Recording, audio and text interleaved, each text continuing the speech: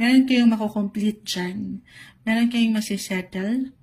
Anything in regards your assets, your money. Okay, or kung meron kayong pagkakautang or merong pagkakautang sa inyo, reversal tayo. Maaring mabayaran na kayo. Claim natin ito. Kahit pa nakakakita po talaga tayo ng kabagalan sa proseso. Pero i-claim natin na parating ito sa tamang pagkakataon. Okay, maharap. Pambabayaran.